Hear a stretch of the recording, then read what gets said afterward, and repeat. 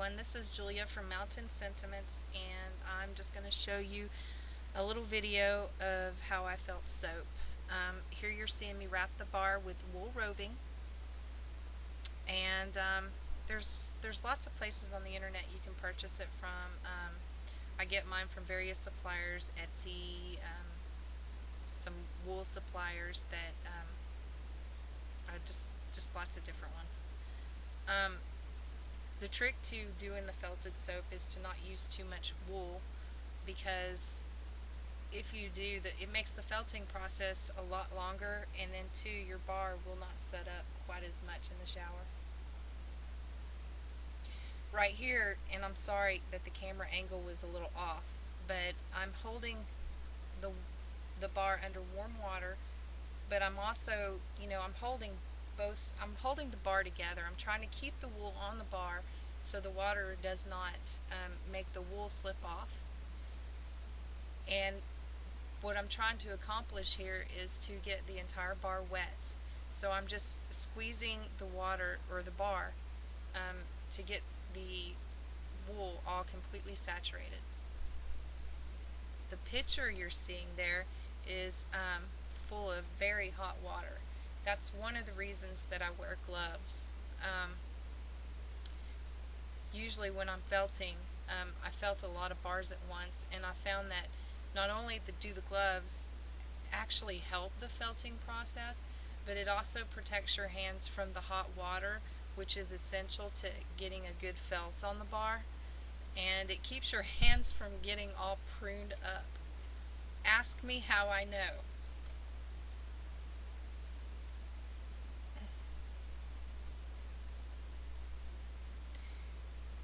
Now you can see that I'm just gently squeezing and massaging this bar. I keep dumping it in the hot water, and that's just getting the felting process started. As you do this more and more, everybody will develop their own technique. This is just mine. What works for me might not work for you. I've seen people also put bars of felted soap into stockings to get them started, and that works too. I've tried it, but for me this works better. This is like a oh gosh, a boot tray where you can set your dirty boots on. I got this at Walmart. It was like $9, and it is indispensable for felting soap. Um, it just works wonderfully to agitate that felt and to get the entire felting process done quicker. What I'm doing is just rubbing all sides. But it's imperative that you also get the felting started by gently massaging the bar before you do this, or you're just going to like rub all your felt off.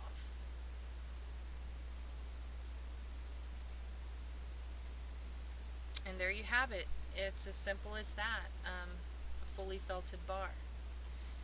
And what I do after this is I get a clean towel, and I just, you know, pretty much dry the soap off. Just squeeze it dry, wring it out, or whatever you want to call it. And then after that, you can just let it dry, air dry, or you can actually use a blow dryer on the heat setting to blow dry it faster.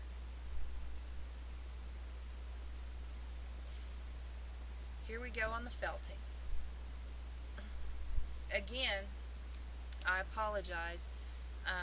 It's probably not the greatest video. I just wanted to show you, how I do it.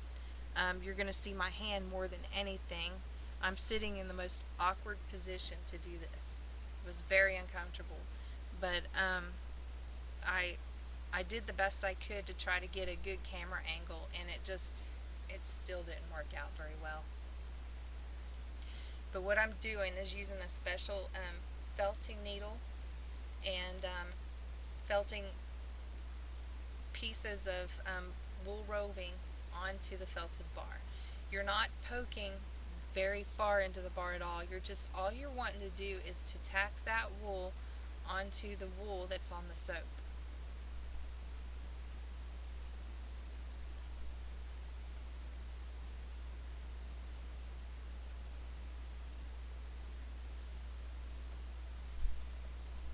This is my favorite part of the felting.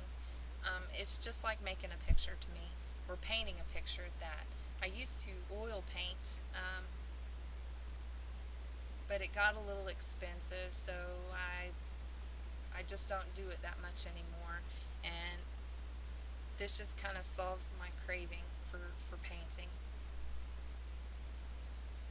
It's so easy to manipulate that felt into doing whatever you want. You just keep playing with it. Um, you can add as little or as much as you want as far as details.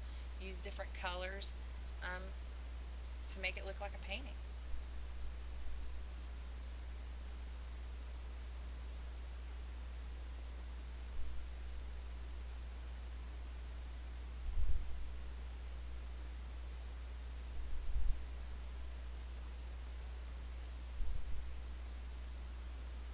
I really hope y'all try this.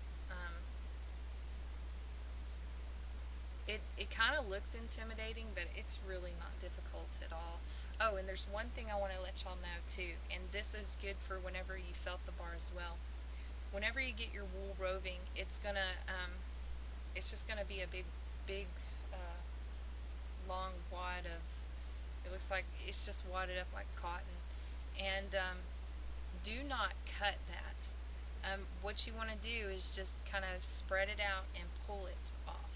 You don't want any sharp edges, because what will happen, especially when you're felting, is the edges, if you cut them, it's going to make it more coarse, and it's not going to felt as well, and it's going to stick out. So what you want to do is just pull pinches off at a time, and when you felt the entire bar, you pull the section off that you want. If you leave it like in one long strand, you need to kind of stretch it out to pull it apart. It's kind of like pulling apart cotton, but you don't want to cut it, you want to just pull it.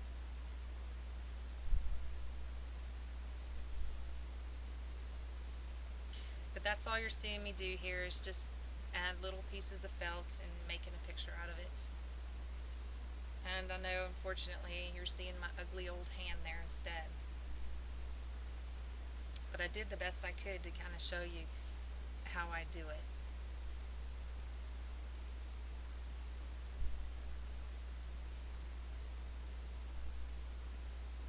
I also found that, and how I got started in felting is, I make so much soap, and I had, when I have a batch of soap that I just don't like, maybe the color's off, or it just didn't turn out as pretty as I wanted it to.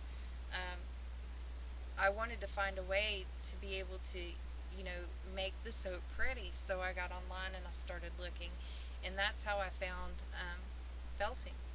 And you can actually, if you're not happy with your soap, you can actually cover it and make something really, really beautiful that makes awesome gifts for people. And then two, not only is it beautiful, but it's also useful as well. It's wonderful in the shower. It gently exfoliates, and it lasts. It makes the bar of soap last a very long time. So hopefully you guys will have a good idea on how to do this, and try some for yourselves and let me know. And thank you for watching, and I hope you enjoyed the video, and get the felting.